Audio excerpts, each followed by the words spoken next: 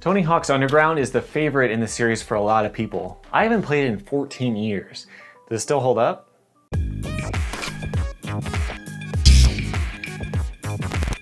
Welcome to Rad Rat Video, where I talk about topics from all over the skateboard world. Subscribe so you don't miss things like skateboard game reviews, trick histories, and all kinds of skate topics on my Ask Rad Rat series. But today we're talking about Tony Hawk's Underground. A lot of you guys said that this game was your favorite in the series, so I wanted to see if it really holds up. Underground came out in 2003 and it was released to really positive reviews. It got about a 90 on Metacritic, which is really good, but it's on a downward slope. Pro Skater 2 got a 98, and it goes down into the 70s in the next couple of games. I picked up the Xbox version, which might have been a mistake. The control is a lot worse. In my gameplay video from yesterday, you'll see me bailing a lot of vert tricks. And that's because you revert with the trigger, which is also the spin button. So a lot of the time, if your timing isn't right, you turn sideways right before you land. It's hard to be perfect because the trigger takes some time to pull, so you're in for a frustrating time. Also, you have to hit the black button to get up off your board, which is so out of the way, it's hard to do it in a combo. So yeah, the Xbox version is in 720p, and the graphics are a bit better, but this time I would probably suggest just getting the PS2 version, maybe the PC version. Alright, let's get into the game itself. There are a few new game mechanics, and they're hit or miss. First is pressure flips. Now, I like pressure flips. I made a whole video about their history, and I think they have a lot of potential. But the way they're handled in this game is more annoying than anything. Here's how it works. You tap the trigger once to get into pressure stance, and then press it again to go into nollie stance. That means that nollies now take 3 separate button presses instead of 2. And that wouldn't be a problem if you could actually use pressure flips, but there's pretty much no reason to ever do one. So out of the 4 pressure flips in the game, there's 360 in both directions, a toe flip, and a 180 toe flip. 3 of them suck. So just imagine you're trying to do a nollie shove it. If you accidentally end up in pressure stance, the shove it is replaced with a 360 pressure flip, which takes a lot longer. I bailed a lot of times because I needed a quick trick and I accidentally did that instead. The 360 the other way is the same thing, although it replaces the impossible, so it's not as big of a difference. The other one that sucks is the 180 toe flip. It has a built-in spin animation, which means that you can do it while you're spinning and either spin really fast or spin against it and stop in the air for a second. It's a lot harder to time those out and land straight, which is a big pain. Eventually you get used to double tapping right away to go straight to nollie stance. At least you have the full list of tricks there, like the double and triple flips if you need them. Neversoft knew this was a problem and they changed how the control worked in future games. The other major new addition is getting off your board. This was a great idea in theory, but I don't think it's used very well in this first game. The control is really awkward, and it's used to make some challenges that are kind of pointless, like trying to sneak past guards in Moscow. I'll talk about the challenges more in a bit, but it's just really awkward to control. You have to hold the ollie button and let go to jump, which makes sense for crouching and jumping when you're skating, but it feels clunky when you're on your feet. And just trying to steer yourself around and move the camera while you run is just not good. Aside from that, there are a few smaller refinements in the series. The list of double tap tricks are expanded now.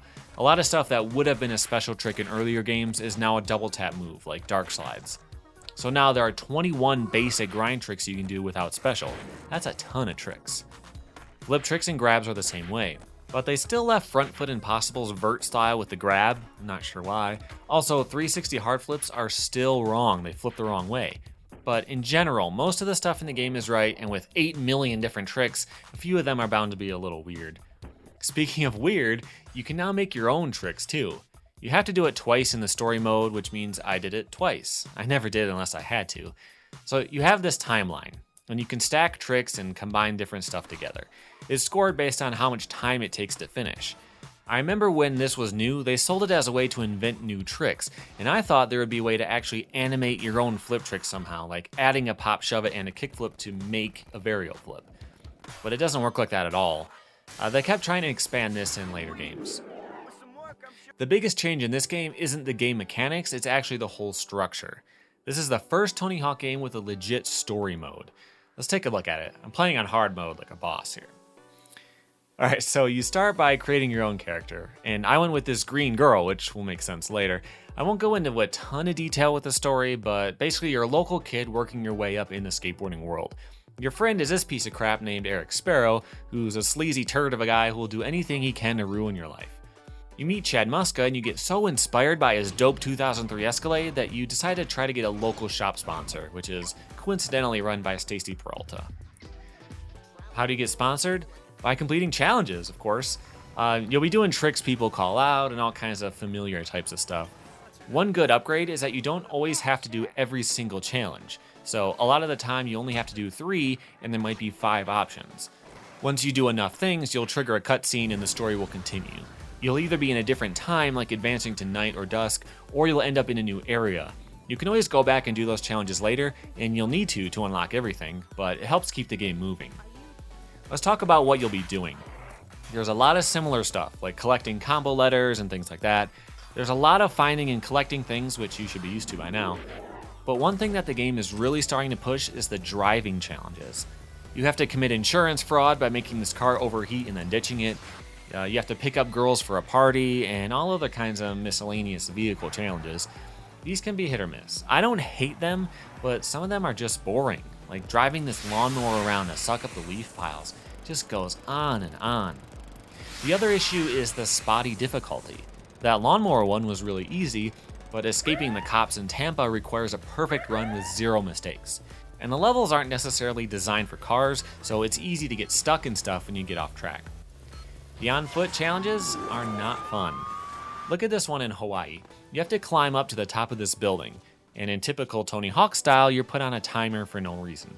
All the timer does is make it annoying because you might get almost to the top and then run out of time and have to redo it, even though you already figured it out. I spent a lot of time in this game restarting challenges because of time management, not because of something being too difficult. But anyway, that's beside the point.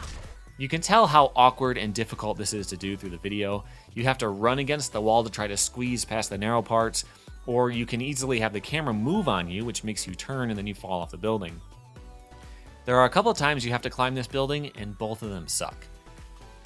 One of the other examples is this one, where you have to sneak past all the Russian cops so your sketchy friend can sneak you out of the country. It's not fun. You basically have to rely on trial and error and just figure out a path. It's not as bad in 720p widescreen because you can see more, but on a standard def TV back in the day, it was torture. Anyway, back to the story. So Stacy sends you to New York to film some stuff to prove you're worth sponsoring. There are some pretty lame challenges here, like riding near someone who's skating, which is the easiest thing you could ever do in a Tony Hawk game. You have to bribe security guards with peanuts, and you have to go to McDonald's. If you missed my review of Disney's Extreme Skate Adventure, you need to check that out. They go all in on this McDonald's sponsorship stuff. It has a huge presence in that game, and it's hilarious. The main Tony Hawk series probably had enough clout that they could get away with being a little more subtle. So you meet this fine chef at the local McDonald's, and he wants you to learn old school tricks and mix them in with new stuff. And that's inspired by his bold reimaginings of classic dishes. It's a really weird way to shoehorn McDonald's in there, and it feels a little racist too, but it's quick and it's easy and you're done with it in a minute. Failure will bring disgrace to my name and restaurant. When Stacy sees your fresh footage, he sponsors you and you decide to go to Tampa Am. Sparrow causes some problems with the cops and he steals your spot in the contest and you have to do more challenges to get in, but when you finish the contest, you get all kinds of deck sponsor offers. When you pick one, you're off on tour. The on-screen graphics change color scheme and their logo will be on screen, which is kind of cool. I thought it would change how the story went the first time I played it, like the team manager would be different and the pros you talk to would be from the team you picked, but it doesn't really matter. You still meet Rodney Mullen and Tony Hawk in Moscow, who just so happen to be there at the same time as your team, but it does unlock that brand's decks, which is cool. So you have some drunken parties and you have to wake people up, and then you do a demo. It's here that I finally realized how the stats work. I could barely do a 540 at this point in the game. And this new system is a really big step up in this game, and I like how it's handled. So instead of finding or buying stats, you have to complete mini challenges. You have to manual and grind a certain number of seconds, get a certain amount of transfer distance on vert, and all kinds of other stuff. These are designed in a way that they're really hard at the amount of stats you have. Luckily, some of them are easier, like doing a certain trick a few times in a combo, and these are freebies that help you progress. Later, you end up in Hawaii, and this is where the big event of the game happens. After climbing that building that I talked about earlier, you get this crazy idea to do this impossibly gigantic roof gap. A helicopter comes, and you do a McTwist over it. It's the best thing ever filmed on a skateboard in all of history, and Eric steals the footage. Later, your team premieres the video at Slam City Jam. You're stoked to see your footage, but you end up not even having a part because Eric stole your tapes. And this is why I made myself a green woman. It just makes it even more ridiculous that he would try to pass me off as him. But he's actually not the only person who uses your footage. You also have to film a bunch of flat ground nollies for a guy who's too drunk. He says he won't film your face, but come on, my whole body is green. So I think the implication is that Eric stole your footage, but not the helicopter shot, for whatever reason. I'm not really sure. It seems like he used it, but then it said it was lost, and he gives it to you at the end. I don't think it's worth trying to find plot holes in the Tony Hawk game.